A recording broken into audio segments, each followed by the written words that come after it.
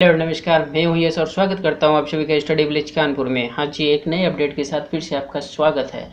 तो यहाँ आज के वीडियो में हम चर्चा करेंगे नाटो कि नॉर्थ अटलांटिक टेरिटरी ऑर्गेनाइजेशन कब, क्यों, कैसे और कहाँ बना, सब कुछ जानेंगे इसके बारे में। अभी हाल में एक इनकी मीटिंग हुई है, ये 31st मीटिंग है और ये 14 जून 2021 को।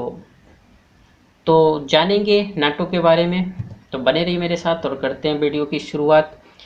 तो नाटो सबसे पहले ब्रुसेल्स, नाटो भी पढ़ते हैं, नाटो भी पढ़ते हैं, जो भी पढ़ना है पढ़ सकते हैं आप।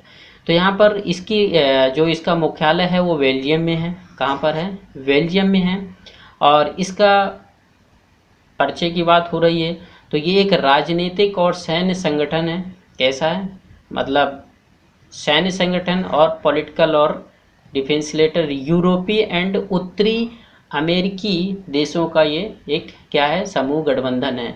यूरोपीय है, कुछ यूरोप की कंट्रीज हैं और उत्तरी अमेरिका की कंट्रीज हैं, इनका एक ये संगठन है और इसका मुख्यालय बेल्जियम या ब्रुसेल्स में पड़ता है।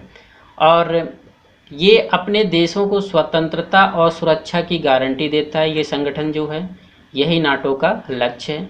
और साथ में अगर नाटो लोकतांत्रिक मूल्यों को बढ़ावा देता है, डेमोक्रेसी जो वैल्यूज हैं उनको अप्रिशिएट करता है। साथ में जो सदस्य देश जो हैं इनके, तो उनकी प्रतिरक्षा मतलब उनके डिफेंस में और सुरक्षा जैसे मुद्दों में सहयोग के लिए ये हमेशा उपलब्ध कराता है। एक मंच, एक ऐसा मंच तैयार करता है जिसमें से जो इसके सहयोगी या साथी देश हैं, जो इसके मेंबर हैं, उनको सुरक्षा और प्रतिरक्षा दोनों मुद्दों पे सहयोग करने का एक मंच प्रदान करता है। तो ये कुछ इसका परिचय था किसका? नाटो का। अब यहाँ पर जो सदस्य हैं, इसके जो मेंबर हैं वो कितने हैं वो भी जान लेते हैं। तो यहाँ पर इसके मेंबर जो देखने को आपको मिलते हैं तो 29 सदस्य ये 2017 में थे, लेकिन अब यहाँ पर 30 हैं। तो जो 29वां जो इसका मेंबर बना था वो मोंटेनीग्रो कंट्री है।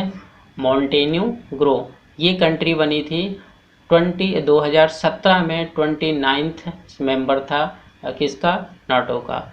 30वें मेंबर की अगर बात करें तो मैसेडोनिया बना था। तीसरा जो 30 जो मेंबर है नाटो का, ये कौन सा बना था? मैसेडोनिया बना था। और इसमें सिर्फ सदस्य जो इसके मेंबर ही नहीं है, इसके अलावा भी 40 ऐसे भी जो नॉन मेंबर्स मतलब गैर सदस्य सहयोगी देश हैं, ये भी नाटो के साथ करते हैं काम। क्या है? ये भी नाटो के साथ काम करते हैं। लेकिन जो ये सहयोगी देश नहीं है तो उसमें से कोई भी डिसीजन मतलब जो निर्णय की प्रक्रिया है उसमें ये भाग लेने की शक्ति नहीं रखते हैं। मतलब यहाँ पर ये हुआ कि जो मेंबर हैं, जो इसके 30 मेंबर हैं, तो वो तो यहाँ पर पार्टिसिपेट करते हैं। मान लो किसी चीज़ पे अगर डिसीजन लेना है तो वोटिंग करा ली। अब लेकिन इसके 40 और भी ऐसे सहयोगी हैं जो इसके साथ काम करते हैं, लेकिन उनका वोट जो होता है काउंट नहीं करना होता है। मान लीजिए जैसे अभी अफ़गानिस्तान में जो नाटो है उसकी जो आर्मी है अफ़गानिस्तान में थी और अब लगभग में सितंबर में 11 सितंबर तक या वापस चली जाएगी। तो यहाँ पर जो था कि अगर ये सेना वहाँ पर भेजी जाए कि ना भेजी जाए, ये सारा डिसीजन जो था तो इसके जो सदस्य थे उन्होंने तय किया बाय वोटिंग और कि हाँ भेजना चाहिए, क्योंकि यहाँ पर सुरक्षा के लिए खतरा है, वहाँ के आम नागरिकों को खतरा है। ये सारी चीज़ें जो भी हैं तो वो अलग टॉपिक है, उसको अलग डिस्कस करेंगे। तो यहाँ पर लेकिन ये जो 40 इसके नॉन मेंबर्स हैं, ये इसमें से ये पावर नहीं रखते हैं कि ये वोटिंग कर सकते हैं या ये इसमें डिसीजन ले सकते हैं।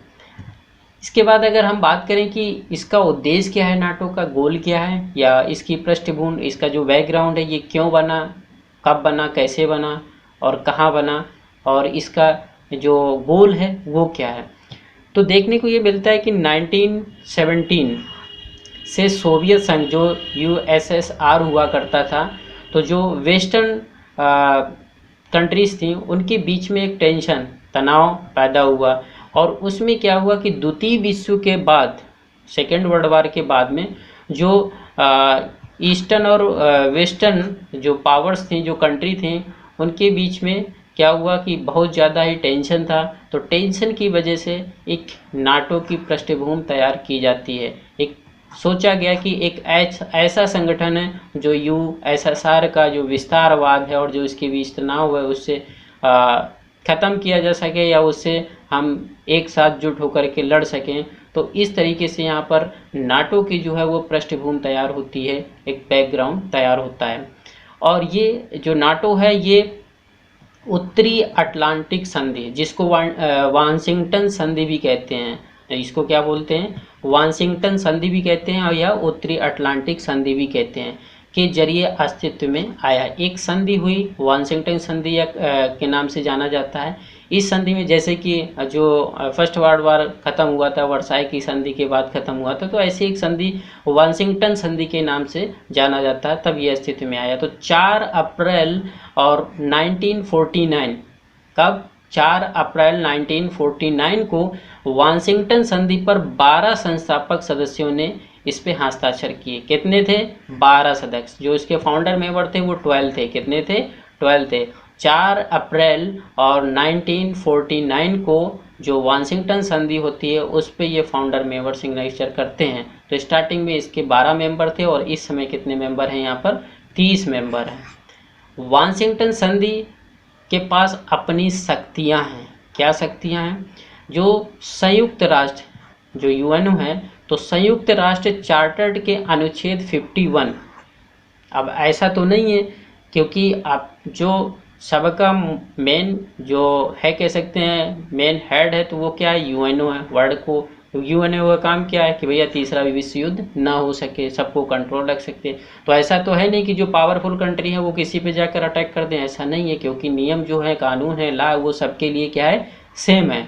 तो यहाँ पर जो यूएनओ का जो चार्टर्ड में 51 जो अनुच्छेद कौन सा है, 51 से प्राप्त करती हैं शक्तियाँ, पावर्स। जो वाशिंगटन संधि है उसको कुछ पावर्स मिली हैं, किसके तहत, जो संयुक्त राष्ट्र चार्टर्ड का अनुच्छेद 51 है उसके तहत इसको पावर्स दी गई हैं, जिसके मुताबिक क्या है कि किसी भी स्वतंत्र देश को इंडिविजुअल, एकल या कलेक्टिव प्रतिरक्षा का अधिकार है। मतलब अपनी सुरक्षा का उस पर अधिकार है, चाहे वो इंडिविजुअल हो या सामूहिक या कलेक्टिव प्रतिरक्षा का अधिकार उस पर है।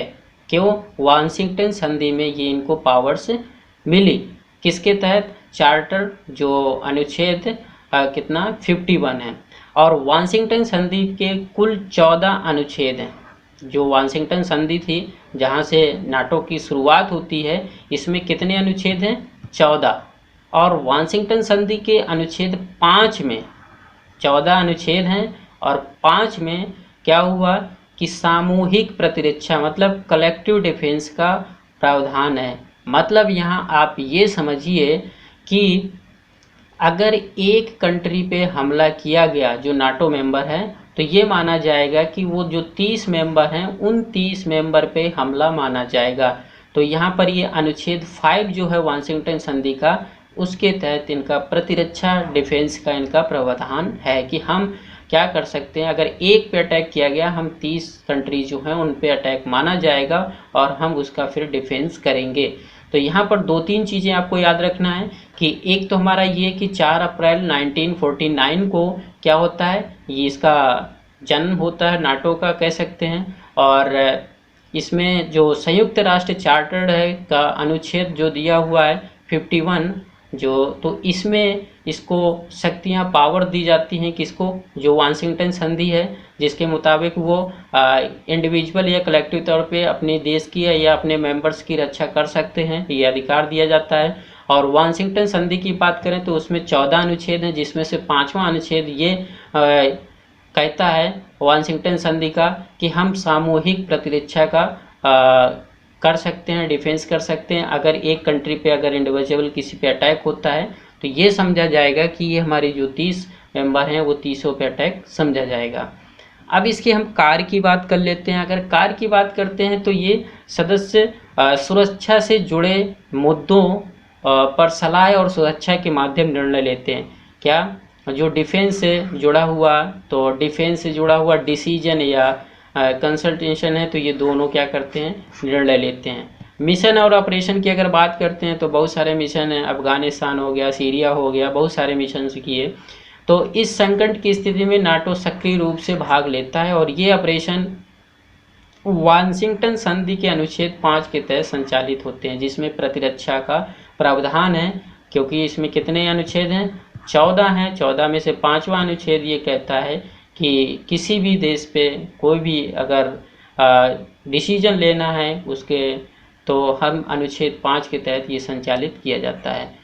और दूसरी बात ये है कि जो नए खतरे उभर रहे हैं उनको लेकर भी उनके सजग रहता है। तो ये थोड़ा कुछ, और यूनाइटेड जो हमारा नाटो था, तो इसके कुछ कार्य थे, उद्देश्य क्या था, कब ये इसका जन्म हुआ, कहाँ हुआ, कैसे हुआ, सारी चीज़ें इस वीडियो में थी। और अभी हाल में जो ब्रसेल्स में 31st मीटिंग हुई है, कब, 14 जून 2021 को।